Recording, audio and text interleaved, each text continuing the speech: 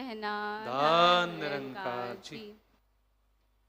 ज्ञान का सूरज उदय हुआ तो हुई है रोशन आत्मा, कहे हर देव की देख लिया है कण कण में परमात्मा। सत्संग जी, हम सभी कितने खुश नसीब हैं कि ये सद्गुरु ने हमें इस ब्रह्म ज्ञान की दात से नवाजा है। अब सत्संग जी, मेरे जीवन में क्या परिवर्तन आ रहा है, वो सत्संग जी आत्म मंथन का विषय है। सत्संग जी, आज सद्गुरु माता सुदीक्षा जी महाराज हमें जो सिखलाई दे रहे हैं कि सारे ही संसार से प्यार की भावना रखनी है, एक मिलवर्तन का भाव रखना है, परोपकार का भाव रखना है, वो सत्संग जी मेरे जीवन में उतर जाए। सत्संग जी, एक 8 साल का बच्चा अपने पिताजी से जाकर के पूछता है कि मैं कौन से धर्म का हूँ।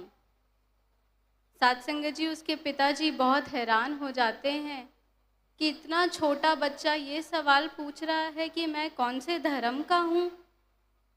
तो सत्संग जी, उसके पिताजी उससे पूछते हैं कि आप ये सवाल क्यों पूछ रहे हो।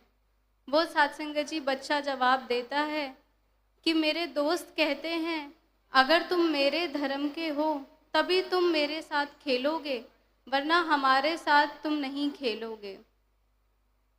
अब सत्संग जी, इस छोटे से बच्चे को समझाने के लिए उनके पिताजी ने जो युक्ति अपनाई, कहते हैं कि सबसे पहले अपने दिल पर हाथ रखो और महसूस करो अपनी धड़कन को, और फिर वही हाथ लेकर के पिताजी ने अपने दिल पर रखवाया और बोला कि महसूस करो धड़कन को।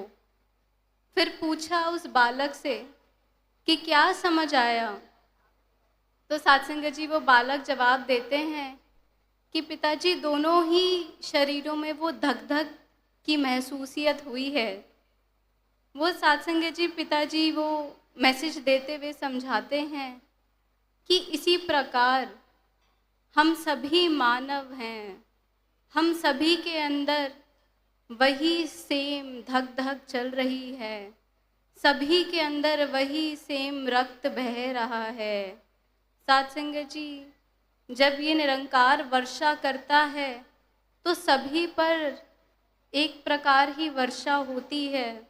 जब ये सूरज चमकता है तो सभी को एक प्रकार की ही